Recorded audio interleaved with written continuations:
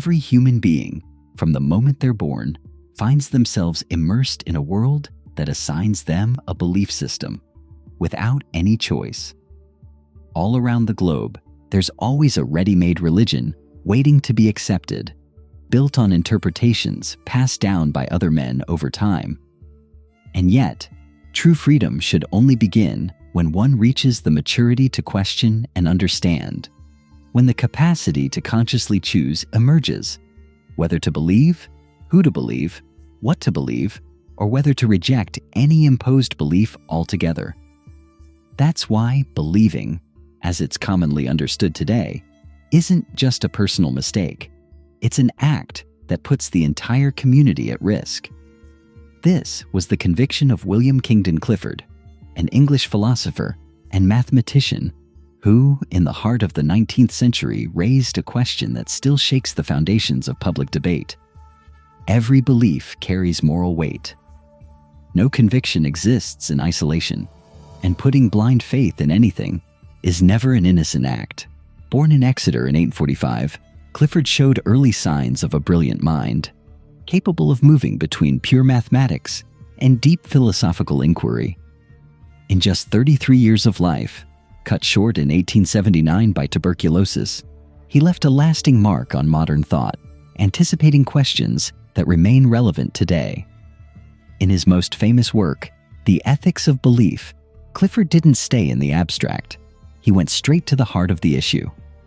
Every time someone chooses to believe in something without sufficient evidence, an injustice is committed, not just against oneself, but against society as a whole. It doesn't matter whether that belief concerns a ship that needs repairs or the existence of God. The way a belief is formed matters just as much as the content of the belief itself. Clifford expressed this idea through a simple story. A ship owner, fully aware of the flaws in his vessel, decides to let it sail anyway, packed with emigrants. He convinces himself, against all evidence, that everything will be fine. He places the fate of the passengers in hope and providence, choosing to ignore the reality in front of him. The ship sinks, taking every life on board with it. According to Clifford, the shipowner's guilt didn't lie in the shipwreck itself, but in having chosen to believe without valid grounds. He would have been just as guilty, even if the ship had arrived safely. The moral failure for Clifford was in avoiding the search for truth. This story, though seemingly distant, opens the door to a much broader reflection. When someone accepts a belief without being certain of it, they endanger not only their own integrity, but that of the entire community. To Clifford, believing without evidence is like building one's house on sand. Eventually, everything collapses, and not only the believer suffers the consequences. His strongest critique was aimed at those who justified blind faith as a virtue.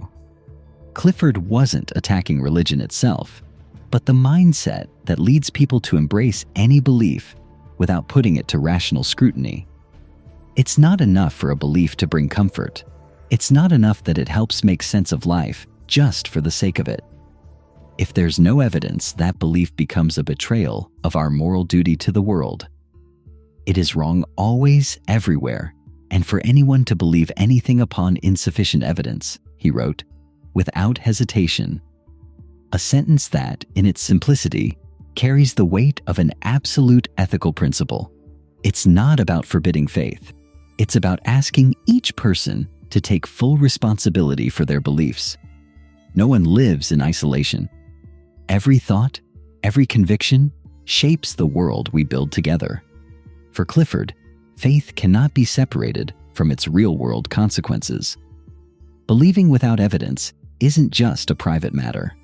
It feeds a culture where doubt is silenced, where authority can easily replace truth, where freedom of thought becomes an illusion. And that's exactly what's happening today. This is why Clifford saw critical thinking not just as a tool for knowledge, but as a form of respect for oneself and for others. In this view, faith based solely on hope or tradition becomes a refusal to own one's moral responsibility. A just society cannot be built on foundations that no one has ever dared to verify.